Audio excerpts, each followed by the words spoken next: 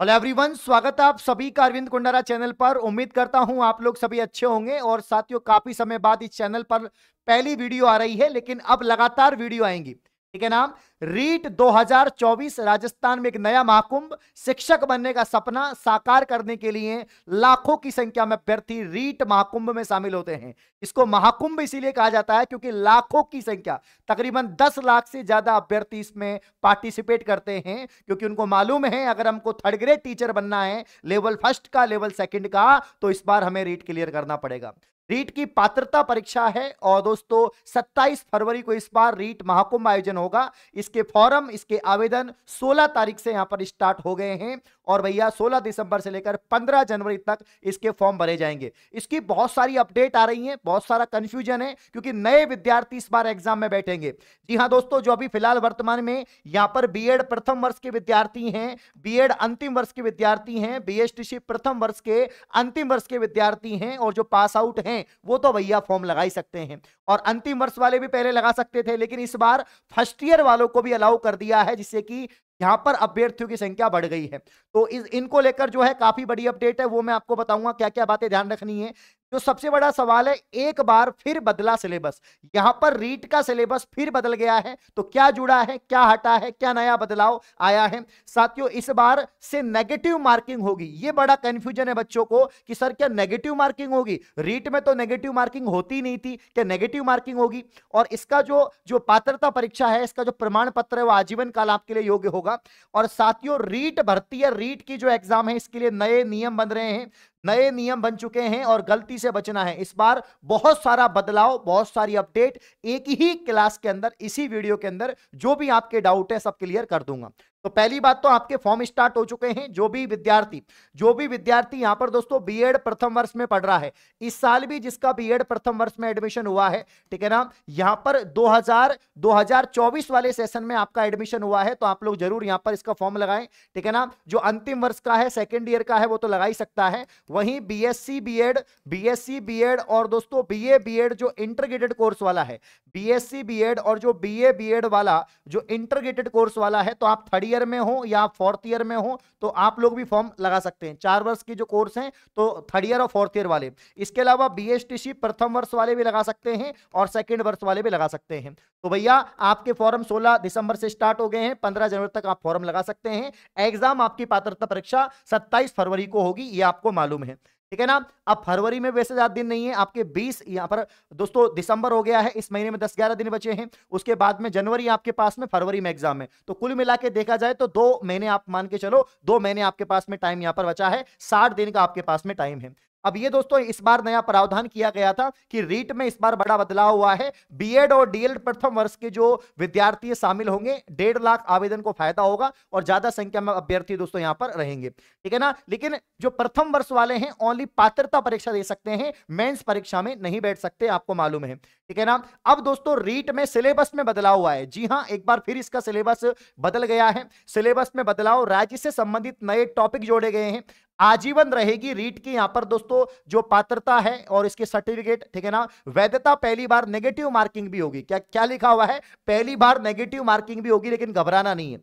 ये सिर्फ लिखा हुआ है नेगेटिव मार्किंग होगी, नेगेटिव मार्किंग होती नहीं है। ठीक है ना। रीट में या कोई भी जो एंट्रेंस होता है, चाहे वो सीईटी हो, चाहे वो रीट हो, चाहे वो दोस्तों आपका कोई भी एंट्रेंस एग्जाम हो, यहां पर क्या नहीं होता, नेगेटिव मार्किंग नहीं होती। लेकिन दोस्तों जो 5वां गोला है, जो 5वां गोला वाला नियम है, जो मैंने पहले सीईटी में भी खूब समझाया था, आपको पशु परिचय में भी समझाया था कि अब दोस्तों 4 नहीं 5 गोले आपको मिलते हैं। जो एक सवाल आएगा उसका 4 ऑप्शन नहीं है, 5 ऑप्शन होते हैं। मान लीजिए आपके यहां पर दोस्तों मतलब 150 सवाल आते हैं, तो 150 में से, प्यारे साथियों, 150 में से आपको 150 सवाल ही अटेम्प्ट करने पड़ेंगे। आप प्रत्येक सवाल के गोले को भर के आएंगे। अगर आपको आंसर आ रहा है तो 4 गोलों में से आंसर देंगे। अगर आंसर नहीं आ रहा, अगर आपको उत्तर नहीं आ रहा, तो 5वां गोला आपको भर के आना है। यानी सभी प्रश्नों के गोले भरे होने चाहिए, चाहे वो 5वां हो चाहे 4 में से एक हो। अगर आंसर आता है तो 4 में से कर दो, और नहीं आता है तो फिर 5वां गोला भर के आओ। कोई भी गोला यहां पर खाली छोड़ के नहीं आएंगे। अगर आप 5वां ऑप्शन भर के आएंगे तो आपकी नेगेटिव मार्किंग नहीं होगी। अगर आप 5वां गोला नहीं भर के आएंगे तो आपकी नेगेटिव मार्किंग हो जाएगी। तो भैया बोर्ड द्वारा इस साल रीट 2024 में नया ओएमआर नियम लागू किया गया। ऐसे में प्रश्न पत्र में 4 के बजाय 5 विकल्प आएंगे। 5वां विकल्प नहीं भरने पर 1/3 आपके यहां पर नेगेटिव मार्किंग होगी। अगर आप एक भी सवाल का, अगर आप 150 में से एक भी सवाल का यहां पर दोस्तों 5वां गोला नहीं भरते हैं, कोई भी गोला खाली छोड़ते हैं, तो भैया आपकी 1/3 नेगेटिव मार्किंग लग जाएगी। ठीक है ना। इसके अलावा दोस्तों 10% से अधिक सवालों में विकल्प खाली छोड़ने पर फिर आपको अयोग्य घोषित कर देंगे। 1-2 सवालों का गोला खाली छोड़ दिया तो पूरे पेपर में 1/3 नेगेटिव मार्किंग लग जाएगी। और मान लीजिए 150 सवाल हैं तो 150 का 10%, आपके 15 सवाल के गोले अगर आपने खाली छोड़ दिए तो आपकी कॉपी चेक नहीं होगी, आपकी ओएमआर सीट जो है वो चेक नहीं होगी आपको यहां पर। तो ऐसा क्यों किया जा रहा है? डमी अभ्यर्थी वगैरह के लिए किया जा रहा है, आपको मालूम ही है। अब दोस्तों सिलेबस में बदलाव हुआ है। यहां पर आप लोग देख सकते हैं कि एनईपी जो आपका न्यू एजुकेशन पॉलिसी है, एनईपी 2020 दोस्तों, एनईपी 2020 न्यू एजुकेशन पॉलिसी आपके जोड़ी गई है। इसकी क्लास मैं इसी चैनल पर एक प्रॉपर वीडियो डाल दूंगा, एनईपी से जुड़े सभी सवाल यहां से कवर हो जाएंगे। इसके अलावा राजस्थान जीके के टॉपिक्स जुड़े हैं, है ना। यहां पर दोस्तों कुछ योजनाओं के सवाल जुड़े हैं, करंट अफेयर की जो योजनाएं हैं इनके सवाल। तो कोई दिक्कत नहीं है, जो भी बदलाव हुआ है उसके अकॉर्डिंग हम लोग पढ़ाएंगे। लेवल 1 के भी कुछ टॉपिक में पढ़ाऊंगा। लेवल 1 में से आपका ईवीएस है वो पूरा मैं फ्री पढ़ा दूंगा आपको, 30 सवाल का पूरी गारंटी है। लेवल 1 में एनईपी, राजस्थान जीके, वैदिक गणित टॉपिक जुड़े हैं तो इनको बिल्कुल कवर करवा देंगे। ठीक है ना, कोई समस्या नहीं है, जो भी जुड़े हैं। और लेवल 2 में एनईपी, हिंदी, गणित और संस्कृत में नए टॉपिक जुड़े हैं। तो जो भी टॉपिक्स आपके जुड़े हैं नए, जो इंपॉर्टेंट है, जिनसे सवाल बनेंगे, अब आपके अरविंद सर आपके लिए रीट पूरा फ्री पढ़ाने वाले हैं। राजस्थान में हाहाकार मच जानी चाहिए। ठीक है ना। यहां पर हिंदी भाषा में राजस्थानी भाषा साहित्य की सामान्य जानकारी जोड़ी गई है। संस्कृत भाषा में आपके तो कुछ टॉपिक्स हैं। विज्ञान में ऊर्जा का परंपरागत स्रोत है, वैकल्पिक स्रोत, ऊर्जा संरक्षण, घटनाएं, तड़ित भूकंप, आपके पौधे जंतुओं का उन्मूलन, वनोन्मूलन, हरित गृह प्रभाव जोड़ा गया है। तो इन टॉपिक्स को कवर करवा दूंगा। सामाजिक अध्ययन में अर्थव्यवस्था, साहित्य, स्थापत्य, पृथ्वी के जलवायु, कटिबंध, ये भी यहाँ पर दोस्तों नया जो सिलेबस है वो आपका यहाँ पर टॉपिक जुड़े हैं। अब दोस्तों यहां पर कुछ नए नियम बन रहे हैं कि जो रीट का फॉर्म लगा रहे हैं, जो रीट का फॉर्म लगा रहे हैं वो विद्यार्थी थोड़ा ध्यान दें, नहीं तो गलती हो जाएगी और आप लोग सीधे सीधे बाहर हो जाएंगे। यहां पर आवेदन में 3 माह से ज्यादा पुरानी फोटो नहीं होनी चाहिए।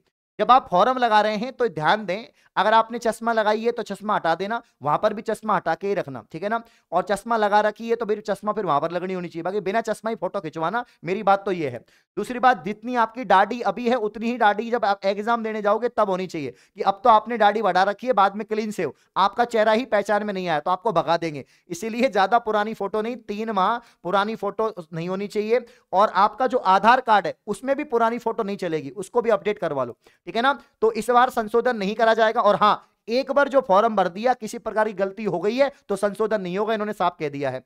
और बुधवार तक इसमें 29,308 आवेदन आ गए हैं। 27 फरवरी को एग्जाम होगी, है ना। तो यहां पर साथियों फोटो का विशेष ध्यान रखें। फोटो का विशेष ध्यान रखना है कि भैया यहां पर केंद्रों पर वीडियोग्राफी भी होगी और परीक्षा के समय केंद्र पर आवेदन लगी फोटो अभ्यर्थी के चेहरे का मिलान होगा। इसलिए जो फॉर्म भरते समय फोटो है वहीं आपको लेके जानी है एक और फोटो, और वैसी शकल भी लेके जानी है। शकल को चेंज मत कर लेना तुम लोग, ठीक है ना।